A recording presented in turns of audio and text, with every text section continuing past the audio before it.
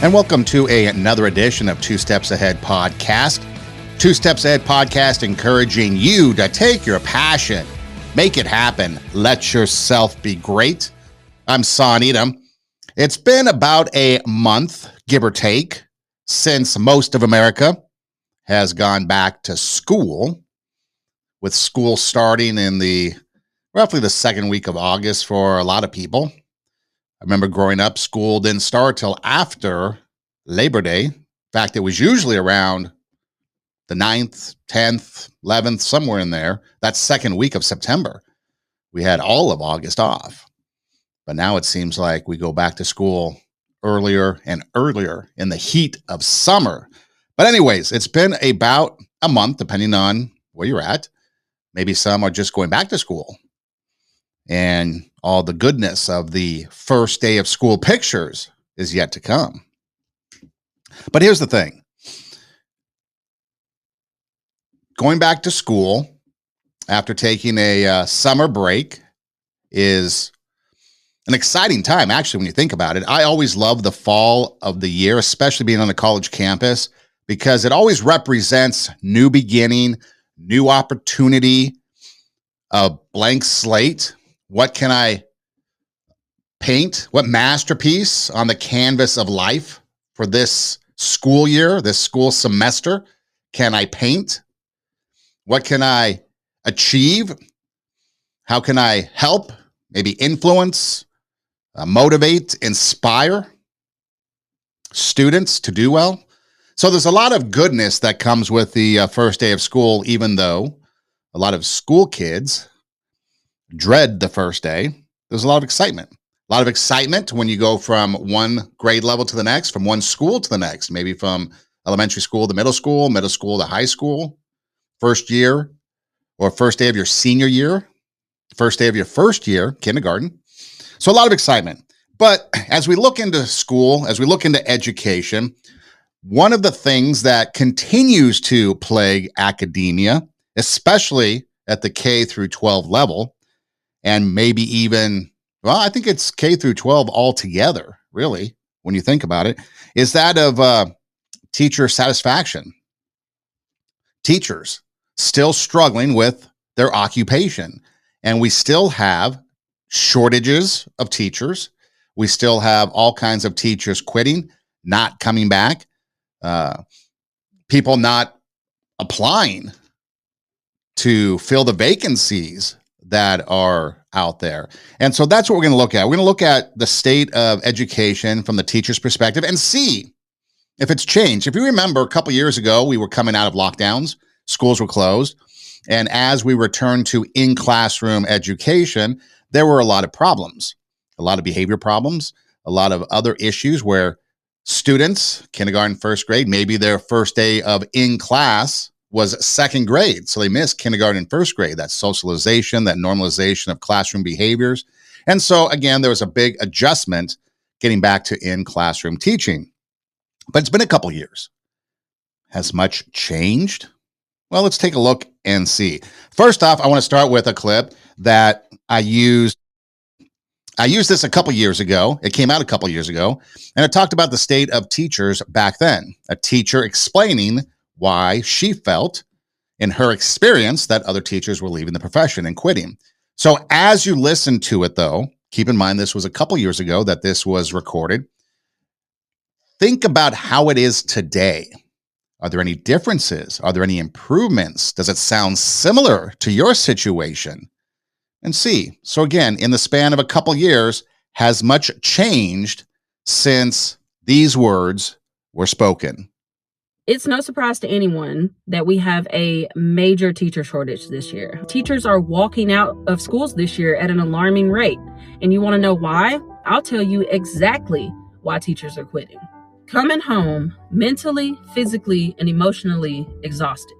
Some teachers are coming home having endured being hit, kicked, bit, slapped by students. And we're exhausted to the point where we can't even take care of our own kids because we are so drained at the end of the day because of all the stuff we're dealing with at school this year. The kids this year, they don't know how to play with each other. They don't know how to stop playing with each other. They don't know how to sit down, be quiet, to not call their teacher's name 100 times.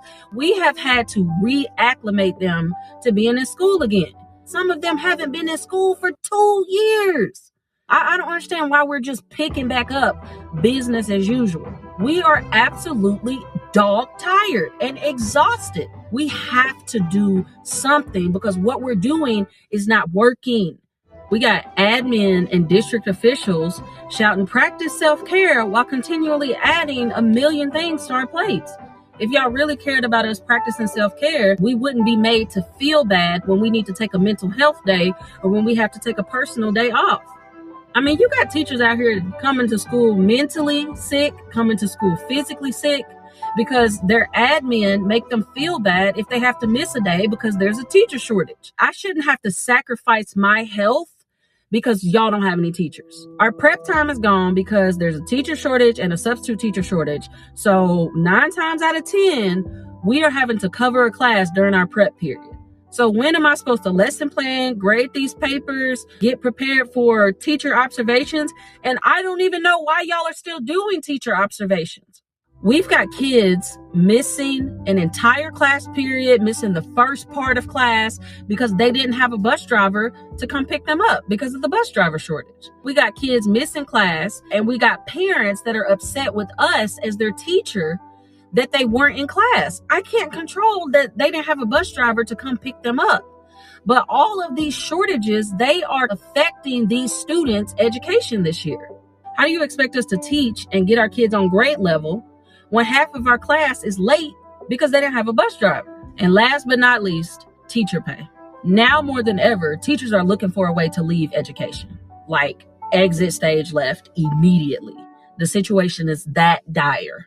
There are a lot more jobs that pay way better than education, and you don't have to deal with crazy parents and power-hungry admin or district officials that have not seen the broad side of a classroom in about 20 years. The sad reality is there are so many teachers in this country that can't afford to pay their bills because they make so little money being in education. I mean, the amount of teachers that have to work a second job just to be able to pay their bills, astronomical. So a lot of teachers are starting to realize the pay plus the amount of stress that we have to deal with, not worth it anymore.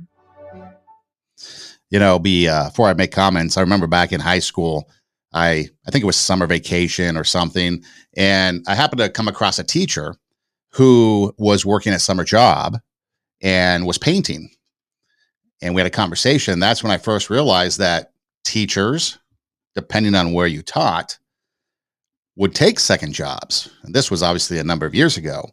And the second job had to be something, I don't want to say freelance, but something along the lines of painting or an occupational, maybe a blue collar kind of trade type job to fit around the schedule of school.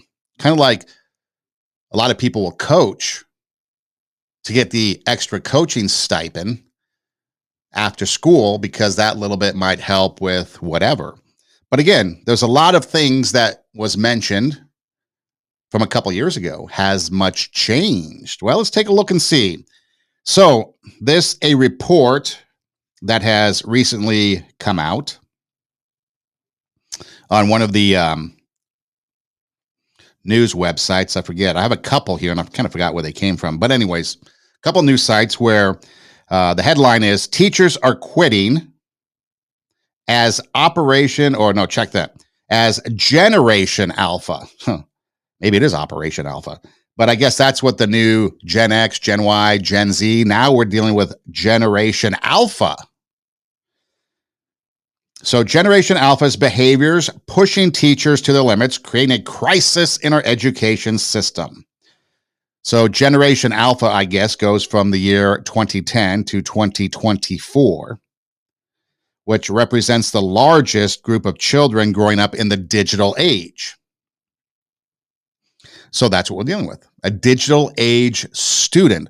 So if it's a digital age student, maybe there needs to be some adaptation to education. Maybe the old school way isn't the way to go anymore. But anyways, so according to the Daily Mail, many blame lockdowns and school closures during the pandemic as for bad behavior in the classroom. Okay, we knew that. And then it kind of went from there, right?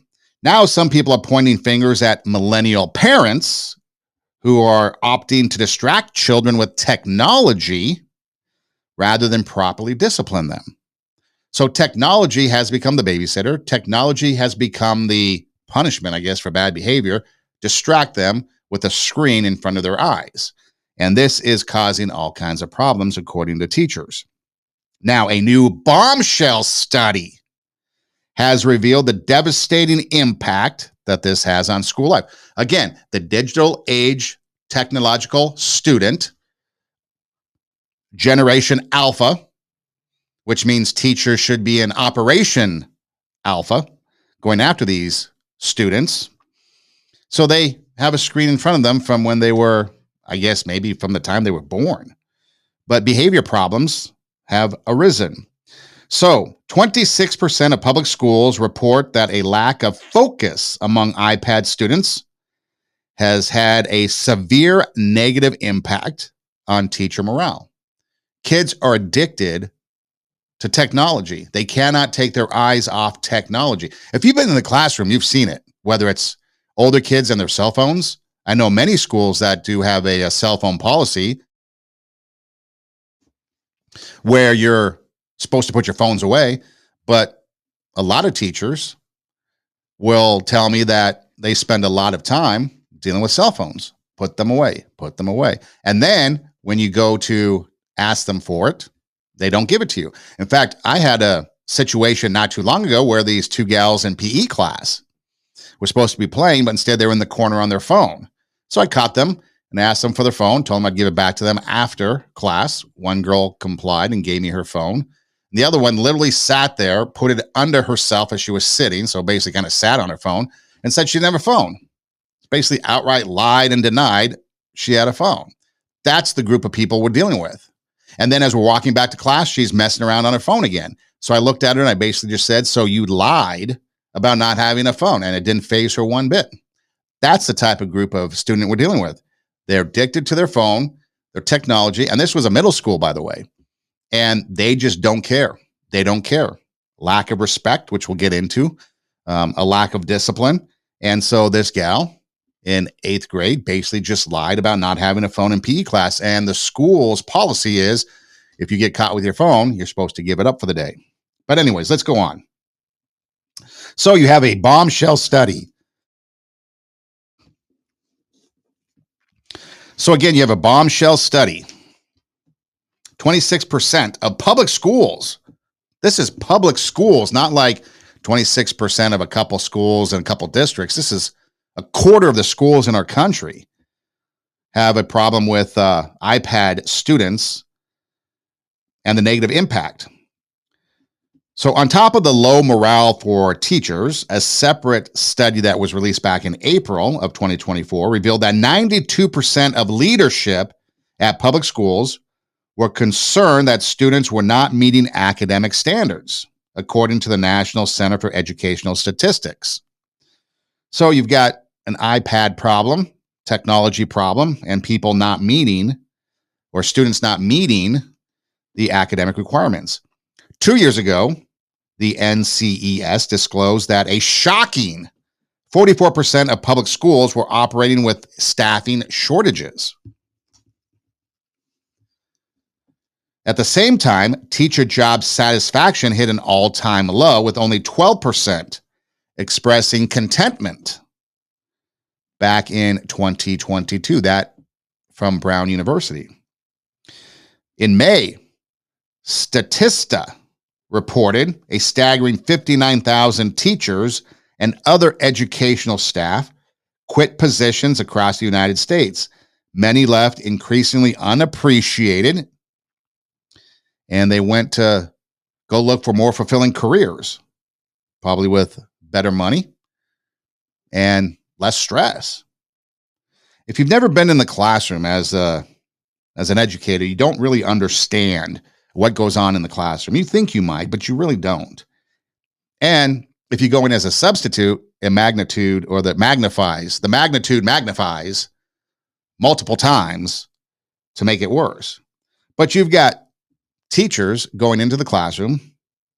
They're being verbally abused, not being respected by the students. You got behavior students disrupting everything. You get kicked. You get punched. You get things thrown at you. And most school districts might give you 3 days off during the whole school year. Basically, they encourage or threaten, depending on the school district, you taking days off. That is an absolute fact, even in 2024. Now, you might get a couple sick days in there as well. So maybe over the course of a whole year, you might get maybe 5-8 days off. But yeah, I know one teacher recently had a passing in his family. So he took a bereavement day to go to the funeral. And the school told him, you have up to 4 days bereavement. You can take them all if you want. Now, initially, he didn't want to take those bereavement days, all of them. But he thought, why not? School just started. It's about a month in. I'll take a 4-day break, reset. And that's what his plan was, to reset after a month. Because again, you go from August. Sure, you might have, Labor Day and that extra day off, but you pretty much go through till Thanksgiving without a significant amount of time off, unless maybe you're in a private school or religious school where you get some other dates off. But it's pretty much a straight haul from the start of school till Thanksgiving. Then you got Thanksgiving and a quick jump to Christmas, and then you're off for the New Year's. But that's a haul. And he thought, well, taking 4 days off to recoup, revamp was probably a good idea. And so I was subbing for his class, and that guy was wise.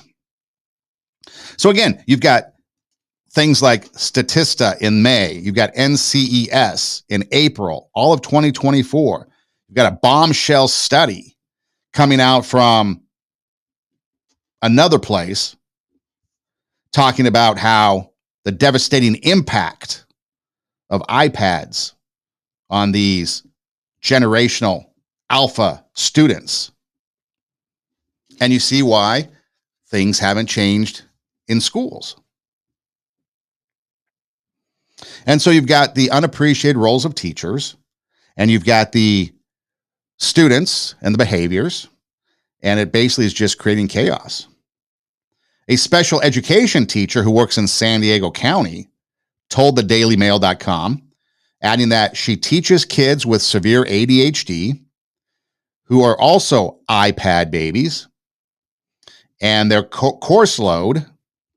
So you have the student, that's maybe the ADHD or the special education student, and they're the iPad babies, so they're heavily dependent on iPads, and the course load, and you add it all up, that the attention span of the student to do their work makes it very difficult for them. Mitchell Rutherford, a 35-year-old educator with over a decade in the field, resigned recently, according to the report. He stepped down as a biology teacher because the problems were so bad that he thought he was the problem. He started to think, am I the problem? Is that why this is going so bad? Parts of me feels like I'm abandoning these kids, he says, which is common. A lot of teachers get to the breaking point. They want to quit. So they do. And then they feel like they're abandoning their kids. That's how bad they feel, because their passion is in teaching. That's where their drive is. But they're driven from that passion because of the students and the environment of the classroom. I tell kids to do the hard things all the time, and now I'm leaving. But I decided I'm going to try something else that doesn't completely consume and drain me. And then, of course, you can go to social media and see a lot of different things about teachers talking about why they're quitting or the problems that they're dealing with. One educator asked millennials, why are your children so poorly behaved? And why do you find it amusing? They struggle with reading, writing, and basic manners. And that's just from the Daily Mail, is where I got that one from. And those were reporting different studies that were done for students and for teachers and the classroom environment. But here's another teacher.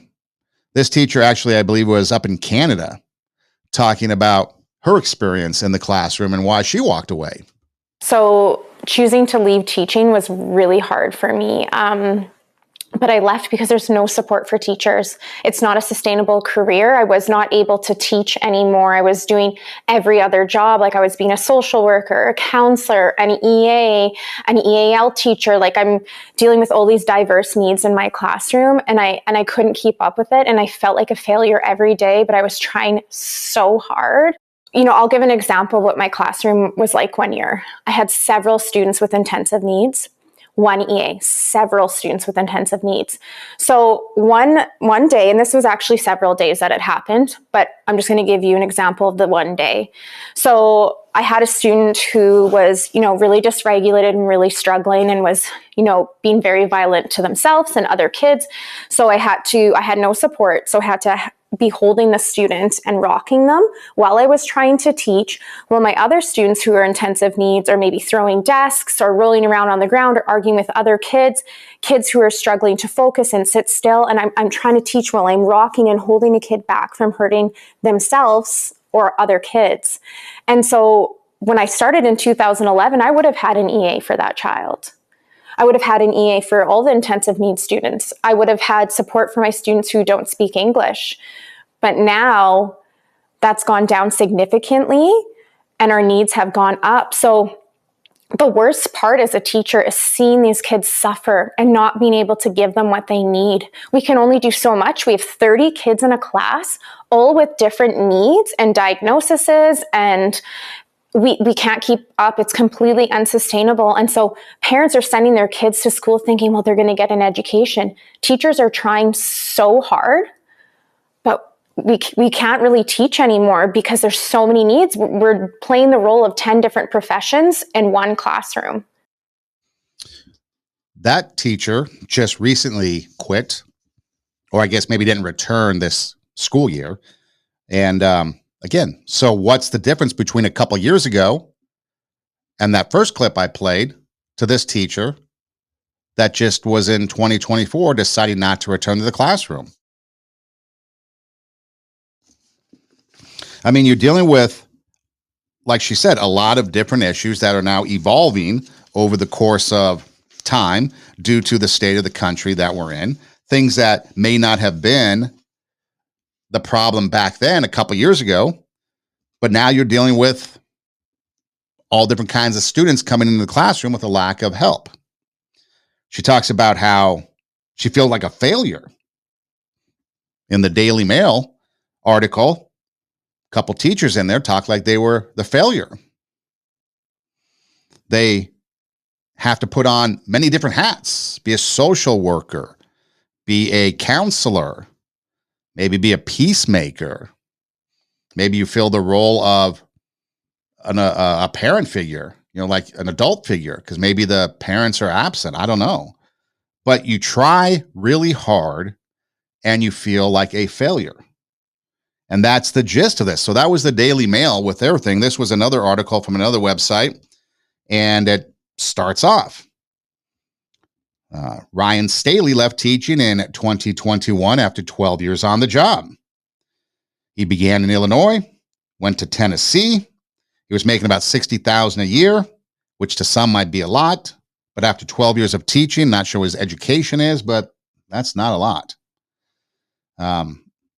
And he says that in his class, he had about 10 minutes of instruction. And the rest of the time, he was putting out behavioral fires.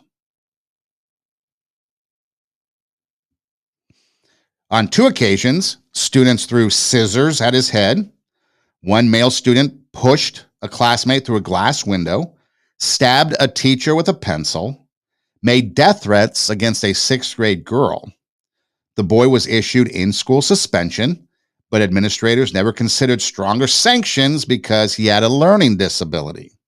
And the school feared civil rights implications. That's the other thing. Schools are fearful, and school districts are fearful of this new age that we're in, whether it be woke ideology, whether it be DEI, whatever you want to call it. They're afraid of it, and so therefore they don't act. And there's only so many times that a teacher can tolerate a disruptive student without it taking a toll on you. I mean, I've seen students have absolute meltdowns in the classroom, destroy the classroom. And they're back in it maybe that afternoon, maybe the next day. I've seen some pretty extreme behavior. And it takes like the ultimate extreme on steroids to get any type of suspension. But here's a teacher that endured all that. It was a hot mess, he said. I guess the policy of his particular school district was a restorative justice policy that discourages suspending. It discourages suspending disruptive students for nonviolent incidences. So again, each school has their policy, but is it the best policy for teachers and fellow students? Instead, they have private conversations with school counselors, which sometimes led to students just blowing up so they can leave the classroom, so they can go to the counselor and talk to the counselor instead of doing schoolwork. And it's a widespread problem. In early 2024, so now we're advancing to the now, 6 out of 10 teachers nationwide said they were experiencing burnout. 22% said they intended to leave their job at the end of the year, which meant that potentially 22% of the teachers and the workforce last academic school year didn't return. Now, there was another report, because we love reports because we're talking about academics. The RAND Corporation, which is a think tank, came out with a report. 17% of teachers surveyed said they intended to leave the profession entirely. Student behavior was the most common reason, followed by teacher stress and low pay. So pay, even though in this particular study it was third, and pay does matter, but pay isn't even the top consideration for people leaving. Consideration for leaving is the fact that you've got behavior problems, you got stress problems, you feel lack of support. The one teacher we just played from Canada, she was talking about EAs. I think they're kind of like TAs, educational assistants. Educational assistants are going to come in for a low wage. And so she had to do it all by herself. She had to sit there, hold a child who was being violent, rock the child while trying to teach others. Just no support. And so she ended up walking away. The third reason was the abundance of paperwork. So I guess you've got student behavior as one, and then stress or student behavior leading to stress, I guess technically was one in the RAND study that was released. Low pay was two. Still, again, not the top reason. And then the third reason was the abundance of paperwork, evaluations, and other administrative tasks. I found it comical. I think it was last year. I was at a school doing some substitute teaching when I wasn't teaching at the college. And there was a teacher that had been there like 20 years, something like that. And the principal, who had been there like maybe 3 years, had to actually do an evaluation with the teacher that had been at the school for 20 years. Which again, why does that teacher need an evaluation? And what are you going to be evaluating? At this point, 20 years in, you haven't gotten rid of her yet. Probably doing a good job. And then the average salary, I guess, from the RAND Corporation, the RAND think tank, said that the average salary across the country is about $70,000. So you got $70,000, and you've got to be a social worker, you've got to be a counselor, you've got to be a peacemaker, you've got to be a parental figure or an adult figure. You've got to do all these things, plus the abundance of paperwork, evaluations, administrative tasks. Some people still have to continue education in professional development and get professional development credits and do all these things outside of school, outside the classroom. And so then eventually the hours you put in drop the, let's say, hours or the pay per hour, even though it's salary, the pay per hour value, and you're putting in a lot more work. In New York City, the nation's largest school district, there are fewer than 2 applications on the average per teaching vacancy. Wow. And they fear that there's not going to be enough teachers in the future to cover the 25,000 teachers or so that will be needed in New York City by the year 2028. So now you have a teaching shortage. 406,000 positions across the country were unfilled. This according to the Learning Policy Institute. And again, the reason why I'm putting out all these kind of different things, with the Learning Policy Institute, with the RAND think tank, and some of these other things is because you've got a diverse group of people doing surveys, doing polls, doing research on this, and they're all coming up with the same thing. You've got a comment from a teacher 2 years ago, maybe 3 years ago by now, and now you've got teachers in 2024 reiterating the same thing. Nothing has changed over the course of years. You've got low pay. You've got feeling like you're being pressured, stress, mental health, no support. I mean, it goes on and on. Now, this is the ridiculous thing that I want to bring up, okay? Let's jump into politics just for a minute. So the Learning Policy Institute releases their stuff, and one of the things that comes out is during a Senate committee hearing in June, senators on both sides of the aisle said $60,000 is a reasonable minimum wage for a full-time certified teacher. So the Senate said $60,000 is okay. The Senate gets paid $175,000 in annual salary, 3 times the amount a teacher does, and they probably do 1/10 of the work that a teacher does, if not less. Then they all sit up there, those fat cats getting rich, and they're all millionaires. That's the other problem. You've got extremely wealthy legislators that are out of touch saying that $60,000 is okay. Absolutely ridiculous.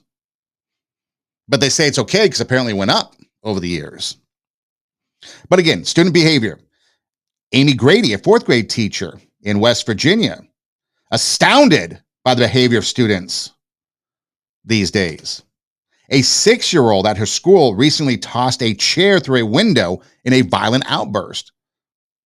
I've seen young kids just obliterate classrooms because of their behavior. They get upset. iPad taken away, they blow up. What other professions, she says, can you get kicked, punched, sworn at, and expected to keep doing your job? I mean, how true is that? Teachers feel like they should have a say in how their classroom is managed, but they really don't. If you were in a position where somebody kicked you, punched you, verbally abused you, threatened you, would you stick around? Teachers are expected to stay in there. I know teachers that come home with bruises from their day. And now she goes back to the fact that, okay, yeah, you do have some issues, especially in West Virginia, I guess, poverty issues, drug abuse, things like that, people being raised by grandparents. But social media and excessive screen time exasperates existing issues. It's that Generation Alpha. Teachers giving 100% and not getting anything in return. 3 out of 4 teachers feel the job is frequently stressful. 68% find their work overwhelming, going to the Pew Research. And it goes on and on. Merrimack College, a nonprofit, reported 18% of public and private teachers are very satisfied. Only 18%. That's jumped a little bit from years past. 48% of public school teachers said that the classroom had a negative impact on their mental health. One report quoted a teacher from California who said one student often talked about killing his parents and drew pictures of bloody knives and victims. And it goes on and on and on. We can keep going on and on. I got countless of reports here. Pennsylvania, Louisville, discipline problems, correcting behavior problems. Oklahoma, teacher morale, extremely low. Teacher vacancies, extremely high. I mean, it goes on and on and on. And they're trying to address these issues. And so when you take a look at it, what are the problems that we're facing today? Okay, the teachers we know are struggling and suffering. What's one thing that we could do to maybe help? Let's take a look at that. But first, we got to realize teacher satisfaction is low. Everybody wants to quit because of behavior issues, because there's just no support by administrators, out of touch legislatures, and all that stuff. And what does this amount to? It amounts to 50% of kids lack proficiency at grade level for math, reading, and now science. 50% across the nation. Look up your state. It doesn't matter. Some are less, and obviously some are better. I think one had Maryland at like 80% proficiency, which I thought was kind of shocking. But again, that's brings up the 50%, or brings it up to 50% when you got states like that. Maine, I think, was another one that might be a little bit higher. But again, you got problems. So 47% inside the classroom, 40% of teachers say students show little or no interest in learning. 58%, I guess if you just look at high school kids only, and I can vouch for that, they don't care. I'll walk into a classroom, I'll hand them some assignments, and some people just throw it on the floor. They don't care, they're on their phones. 33% say students being distracted by their cell phone. High school students say it's 72%.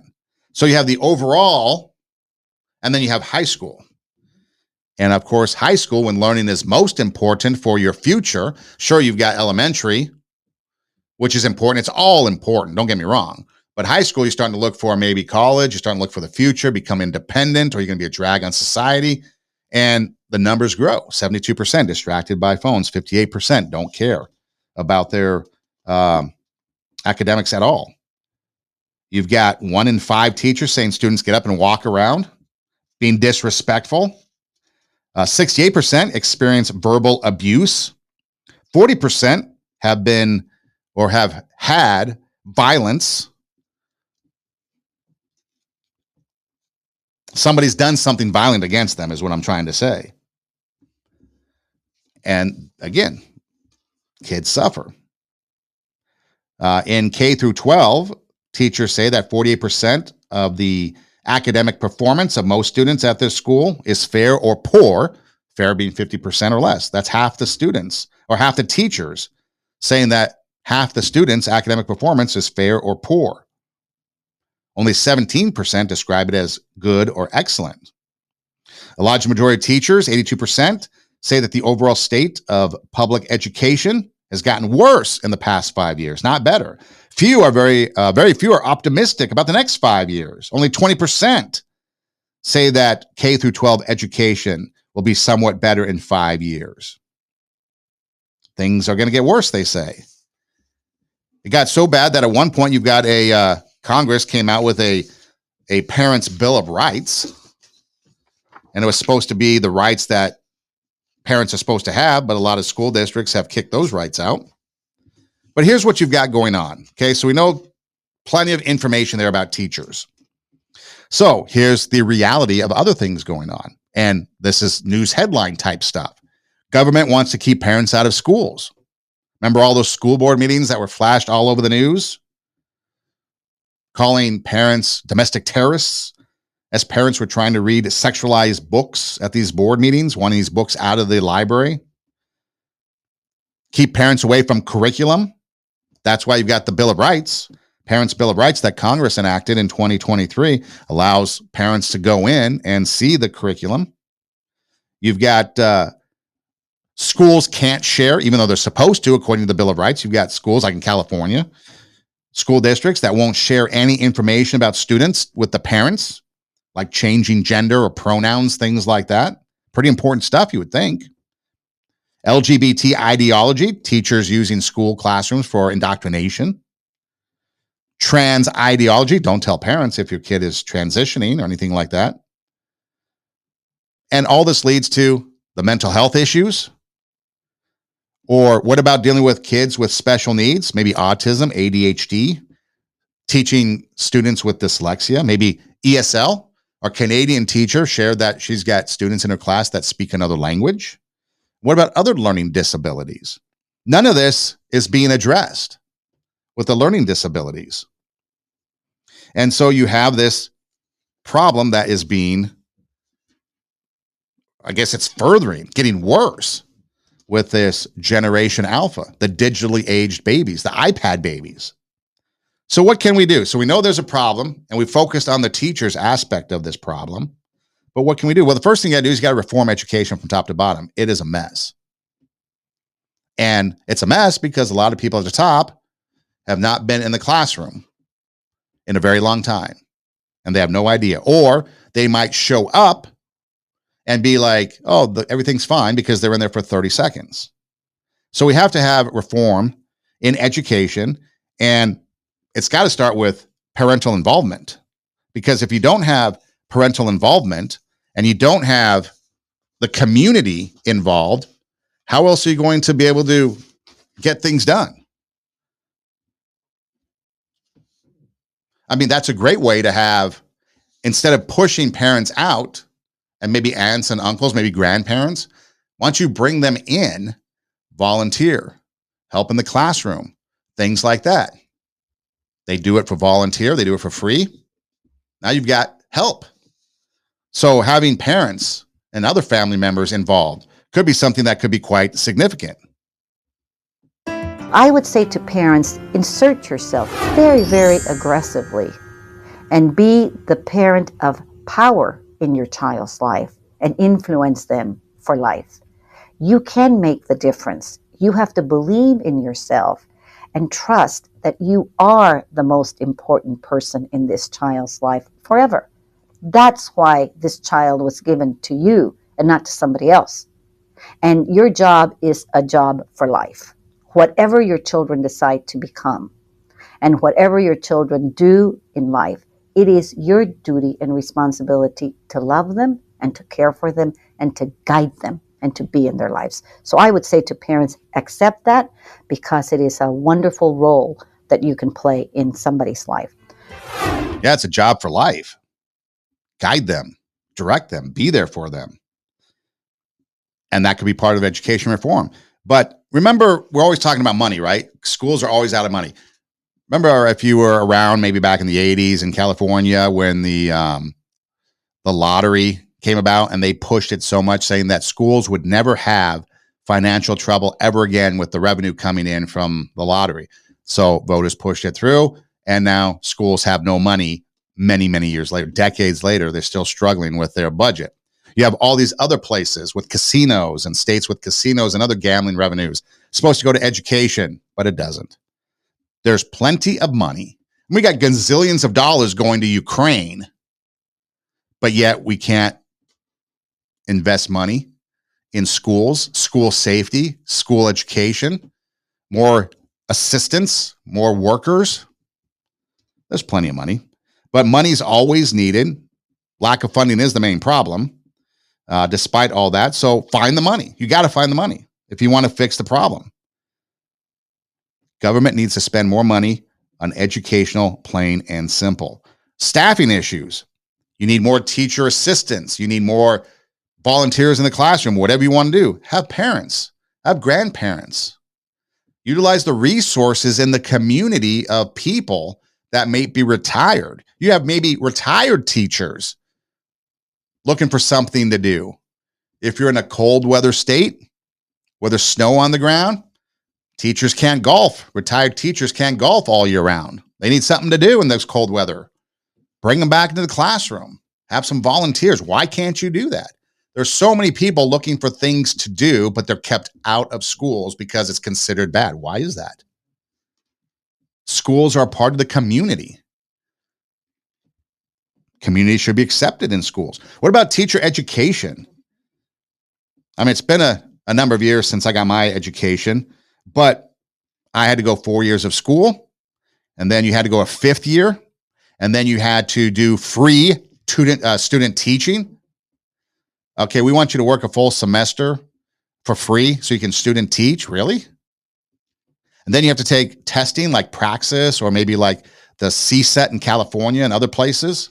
More testing. I went to school. Now you're going to test me more, and that costs money. Oh, I'm a teacher, and I'm transferring from one place to the next, from one state to the next. I got to do jump through all these hoops in order to teach at your place. You need to fix all that. Fix that teacher education. Then you have specialized testing for people in specialized training, like special education teachers. Or if you go to a master's program because they push masters because it's more pay. But I know one teacher who became a student, one teacher that's specialized in social justice for pre-K kids. What's that going to do for a fourth grade teacher? Maybe we need to start revamping things as far as education and make it streamlined. So that's like, okay, this is what the problems are in schools today. Math, science, reading proficiencies are low. We have behavior problems.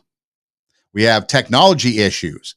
Maybe we figure out how to incorporate more technology in the classroom that isn't an iPad. Maybe we need to think about these things. Maybe revamp the school week. Maybe instead of a 5-day week, what about a 4-day week? Give teachers an extra day off. Maybe a 3.5 or 3 3/4. Teachers get a half a day on Thursday to do whatever they need to do, so they have the 3-day weekend. Why are we going to school 180 days a year? Why is that? Is there a reason? I mean, if we're at 50% proficiency, learning is not being done. If teachers are spending 10 minutes teaching, the rest of the time putting out behavior fires, why are we in the classroom for so long? Because you have legislatures making $175,000 that somehow become millionaires on Capitol Hill telling you that $60,000, that's good for you.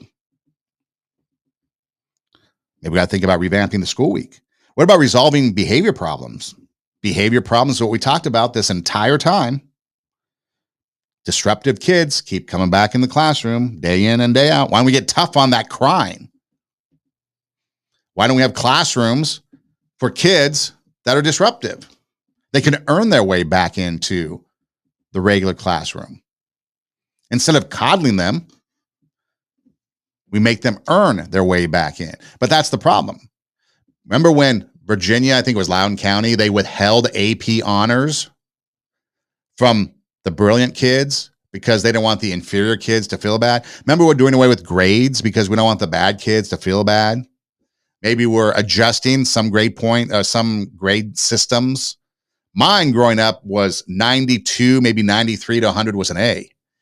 88, 87 to 92 was a B. If you were at like 72% or below, you were pretty much failing. That's how stringent and strict the grading criteria I grew up with. When it was 90% to 100 was an A, I would have been like honor roll all the time, like straight A's. I could have gotten a scholarship out of kindergarten if that was it. And now some places like 85 to 100 is A. Maybe we need to rethink that and push kids into actual learning. Maybe we need to put administrators back in the classroom so they know what it's like to teach today and not just for a 30-minute thing. Make them fill in as substitutes if teachers are out. If there's a staffing shortage, instead of having the other teachers do it and take away their plan time and take away their lunch time and principals have to fill in and other people, why don't you get administrators from the district office to come in and teach and be a sub and fill in those positions? Then maybe they might figure it out and realize, oh, we've got problems that affect everybody. Because when you're disconnected from the problems and you're the one making policy, like Congress, 60,000 is good for you. I make 175 that I've parlayed into millions. Think that's okay?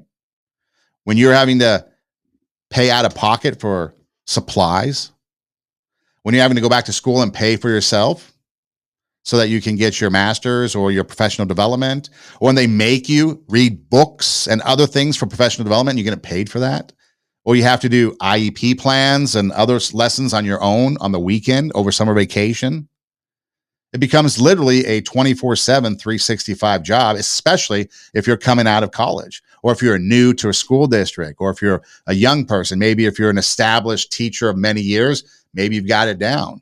But then new administrators come in or new principals come in, you got to start over. New expectations. Maybe they change expectations because somebody somewhere in some think tank thought that this is a better way to educate kids. But the problem isn't going away, and it appears from a couple years ago on a clip that we played to now in 2024, problems seem to be getting worse, not better. Why haven't these issues been addressed back then? Because the focus is on things other than educating your child. And this is the biggest thing. First of all, I want to say a majority of teachers do a great job.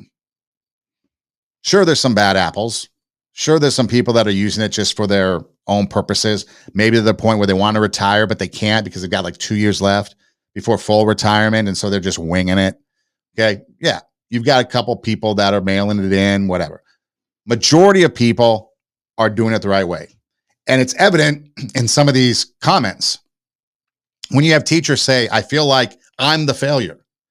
When I feel like I'm letting my students down by quitting.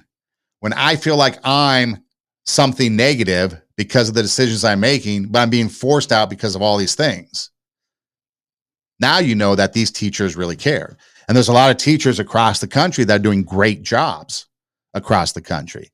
But how many reports, how many different think tanks, how many different surveys? There's at least 6 or 7 that we talked about, and there's plenty more in the information that I had from different entities.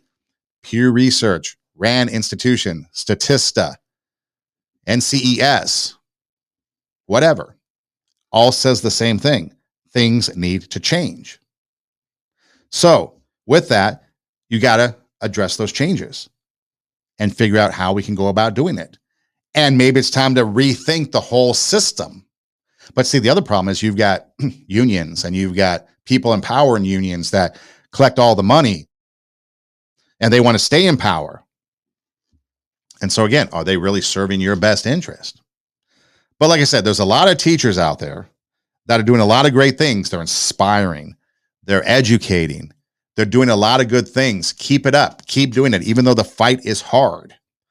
And so maybe you could be somebody, and I played this clip before, and I want to play it again as a little bit of an inspiration to teachers out there to keep going. Because maybe you too, as we end on a positive note, can be someone like Mr. Jensen who sees a student and instead of seeing a problematic student, sees a different kind of student, finds a solution, finds something that's going to help them.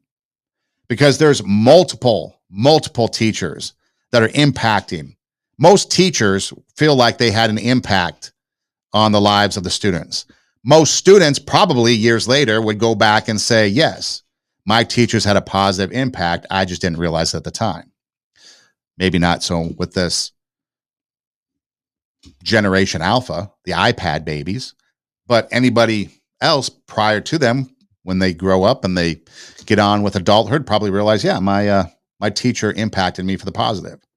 But teachers, keep doing it. Keep fighting. Keep doing your passion. But again, keep being that Mr. Jensen, that person that is going to inspire somebody, take a problem. So this is the point I guess I'm trying to make. If you see something negative, is there a way that you can look at and analyze and realize, you know what? I can turn this into a positive, and one moment in time can change a person's life forever. That's all it takes. One moment in time to change the life of somebody forever. I have a lot of memories from when I was a child. One that's always stuck out to me, though, was when I was about 10 years old, and I was in school, and I struggled. And I didn't struggle with English, math, or science. I struggled holding still. And I would try to listen and focus and process ideas, but I couldn't help myself. And to be honest, I would sit there and then I would just start tapping. And the students in the class would look at me and they'd say, hey, stop tapping. A lot of the time, I didn't even realize I was doing it. And then eventually even the teachers got after me and they would yell at me and they'd say, Clint, you have to stop tapping. It got so bad that I got sent to the principal's office for tapping. And he said to me, okay, maybe when you go back to class, just try sitting on your hands. And so I did. I went back to class, and when I felt myself starting to tap, I did this. I sat on my hands. And that worked for about 5 seconds. One time I was tapping in class, and my teacher, Mr. Jensen, he looked at me and he yelled. And he said, Clint, stay after class. And I thought to myself, this is it. I am done. Now, I've always been the type of person that believes that a single moment in time can change a person's life. And this was one of those moments for me. And I will never forget it. And so I was sitting there with Mr. Jensen and an empty classroom. And he walked past me and he sat next to his desk and he said, Clint, come here. I want to talk to you. And as he looked me right in the eye, he said, now I need you to know something. You're not in trouble. But I do have just one question that I have to ask you. And he said, have you ever thought about playing the drums? And in that moment, Mr. Jensen, he leaned back and he opened the top drawer of his desk. And he reached in and he pulled out my very first pair of drumsticks. And he held them in his hands and he looked at me and he said, "Hey, Clint, you're not a problem. I think you're a drummer."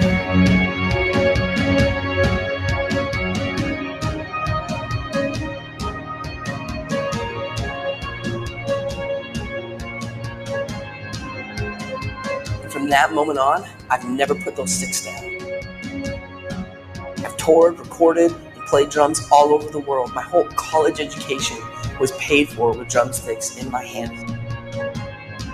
Just because of a single moment in time when somebody believed in me and he saw something in me that I didn't even see within myself. And from that moment, I learned that there's a difference between being the best in the world and being the best for the world. So are you going to be the best in the world, or are you going to be the best for the world? Are you going to see a problem or a perceived problem and find a solution? Are you going to look for that single moment in time that changes a person's life forever? Are you going to believe in someone and find that something in them that they don't know themselves? Find that inner greatness that eventually leads them to raising the standard. Are you going to find your drummer? Are you going to find your drum corps? Are you going to find your band? Maybe that's the goal that we need to look for. Instead of trying to educate the masses and we get discouraged and we look like we're failures and we feel like we're failures, maybe we're just looking for those moments in time with each student that we have that will change their lives. Might not reach them all. Maybe there's only one, maybe there's two, maybe there's none. But maybe we're looking for that single moment in time that can change the life of a student and change the course. Now you found your drummer.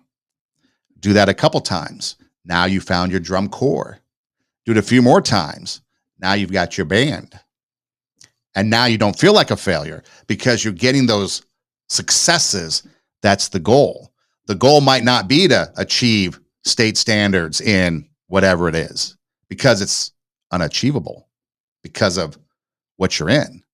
But that single moment in time to find that something in someone that they did not even know that changes their lives because you believed in them. You believed in them when nobody else believed in them. And now that single moment in time, that impact that you had on that student changes them forever in the positive. Maybe that should be our goal. This is Two Steps Ahead Podcast, encouraging you to take your passion, make it happen, let yourself be great. Check out our website, radiowarp.com. That's radio, W-A-R-P, radiowarp.com. All of our stuff is on the website that you can find. You can click the show logo, and all of our video shows pop up so you can watch all of them. You can click the orange banner that goes across that page, and it takes you to our SoundCloud account, which is the audio version. You can download episodes, take them with you on the go. If that's too complex, you can just listen anywhere you listen to podcasts. You can listen on Spotify, Pandora, Apple Podcasts, iHeart, Edifi, wherever. You can do an internet search. TWO is the Two Steps Ahead Podcast, and we pop up. We're on YouTube. We're on Rumble. Pretty easy to find. We're on social media at Two Steps Ahead Podcast, Instagram, Facebook, TikTok. We're there. Easy to find. Our email, twostepsaheadpodcast@gmail.com. That's TWO, twostepsaheadpodcast@gmail.com. Go ahead and send me a message. And I always invite you, if you don't think you have any place to go, you don't think you have anyone to turn to, if you think you're alone and you need something, reach out. If I can't help you, I will find somebody that can help you. Teachers, stay encouraged. You're doing the best you can. Keep the faith, keep driving, and eventually look for that one moment in time, that single moment in time to impact that student's life. Maybe it's for that day, maybe it's for that week, that school year, maybe it's for their lifetime. But look for that single moment in time so that you can find your shining moment and you can make an impact in someone's life. Two Steps Ahead Podcast, encouraging you to take your passion, make it happen, let yourself be great. I'm Son Edom. Hey, thanks for listening. Do tell a friend. And until next time, God bless.